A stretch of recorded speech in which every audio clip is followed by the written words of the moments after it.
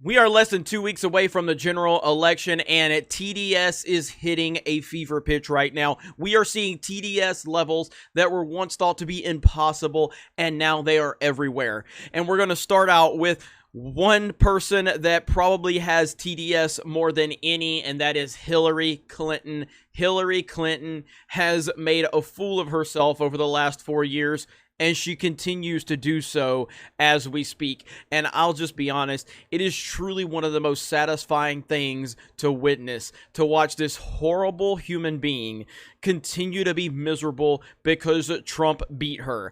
And not only did Trump beat her, she had more help than any candidate in political history, and she still failed. She had three political dynasties backing her up. She had the Obama family, she had the Bush family, and she had obviously the Clinton family that she's part of. All three political dynasties going against Trump. She had the Republican establishment for her because they all hated Trump. She obviously had the Democratic establishment. She had the mainstream media. She had Hollywood. And she still couldn't beat Trump because she was the worst candidate in history. And she is miserable. And now she continues to make excuse after excuse. She has been making excuses for 4 years. She's bitter. She's old. She's miserable. And she can't stand the fact that Donald Trump beat her. And he beat her when she had more help than anyone. This is fantastic. So Hillary Clinton says a woman would have better handled the beer bug, especially if it were me. This woman is out of her mind. This is beautiful, though. Former First Lady Hillary Clinton said Monday that a female president would have better managed the beer bug pandemic in the United States, especially if it were me. I have no doubt, especially if it were me. No, I mean, I was born for that. I mean, that's why I knew I'd be a good president. The 2016 Democratic presidential candidate told journalist Sway Calloway on Sway in the Morning in response to a question about whether female world leaders have done more to battle the pandemic. What a stupid question, first of all. Sway, what a stupid question. What a nonsensical question. But of course, Hillary was going to jump right on that. And then she just claims that she was ready for crisis and emergencies, yada, yada, yada, talking about what these women around the world have done and tragedies and pandemics and all of that. Clinton says she is convinced she would have stepped up to the crisis. The former Secretary of State also argued that the beer bug would be a terrible crisis to waste, and Democrats should use the pandemic to promote universal health care. After Clinton said President Donald Trump used racist rhetoric to describe the beer bug as the Chinese virus, China's ambassador to South Africa praised Clinton for her remarks. Yeah, I mean, again, this woman is insane, and we all know this. She's the most unlikable person on the planet, and when you have everything in your favor, and she still could not pull off the win. This is how much of a failure she is, and instead of just owning and accepting her own failures, she wants to try and shift the blame. She wants to shift the argument because that's what type of person she is. It is absolutely hilarious. We also have Joe Scarborough. Look at that headline right there.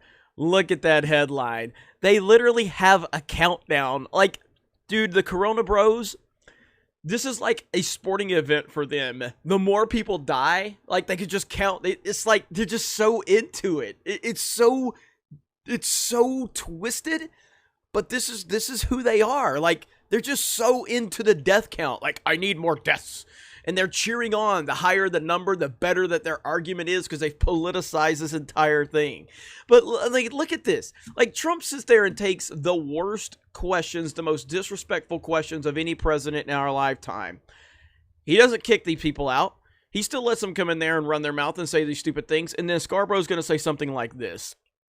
Let's listen to what Scarborough has to say. I'll listen to a little bit of it. Let's back this up and let's hear this whole thing. So many things to talk about in such a short, just a short space of tape.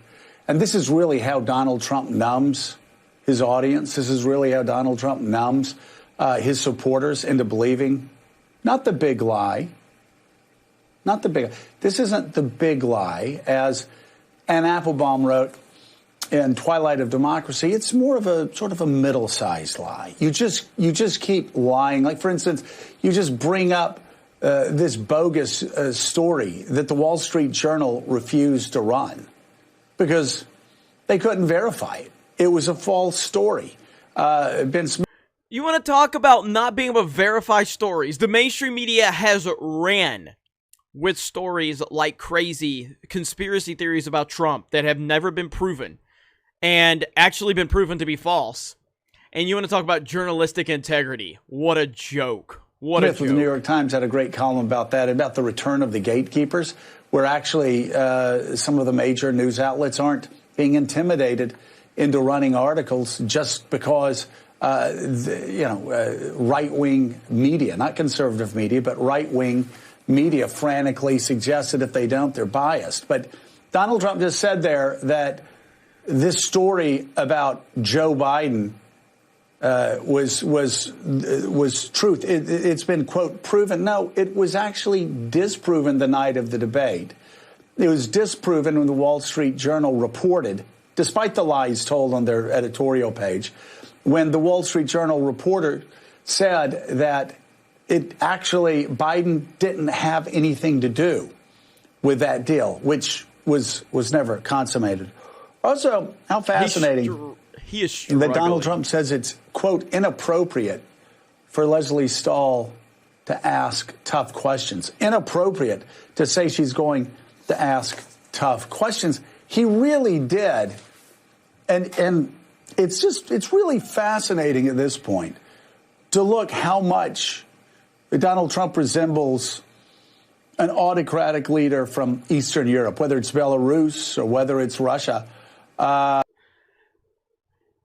He deals with tough questions on a consistent basis. Again, he deals with questions that no president has ever dealt with. Obama used to have nothing but fangirls sitting in there asking him nothing but softball questions. Trump is constantly facing attack questions, and he deals with it. Kayleigh McEnany constantly dealing with attack questions, and she deals with it.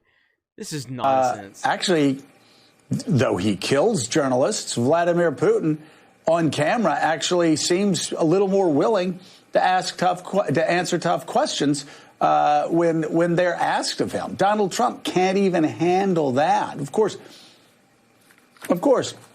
Donald Trump would kill reporters if he could get away with it. He'd do. I think even his strongest supporters would admit Trump would do whatever he could get away with. It's unfortunate for him that he actually is in charge of the executive branch in a country with a constitution that was written by James Madison.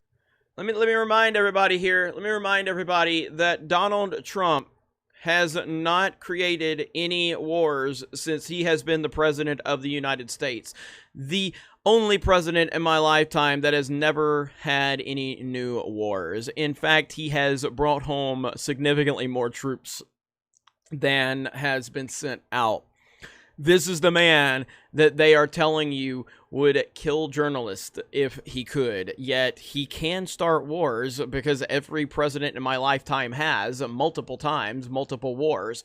And Trump has started no new wars. In fact, he has brokered many, many peace deals around the world. And he has built really healthy relationships with the places that we didn't think was even possible. Yet Joe Scarborough is going to spew this nonsense. This is the media right here. This is the mainstream media. This is their lies. This is TDS. And I just think that the media, or I don't think that the media is broken. I know that the media is broken. And this is why people watch people like me. Or, people like Tim Pool or The Quartering or so many people out there, Josiah Rises and, Salty Cracker and so many people out there that are actually telling you what's going on. They are sick and tired of this nonsensical narrative from these people that have a true illness, and it is called TDS, Trump Derangement Syndrome. It's a real thing. He's literally got a ticker right there counting the deaths. Like this is a sport for them. They're literally cheering for more deaths so they can say, Donald Trump is responsible for this many. Oh no, it's this many today. Oh, it's this many today. They're literally cheering for it. This is why Clay Travis calls them Corona Bros. They are Corona Bros. They are cheering for more death. These people are insane. Hillary Clinton, insane. They're all demented and twisted individuals. Wow.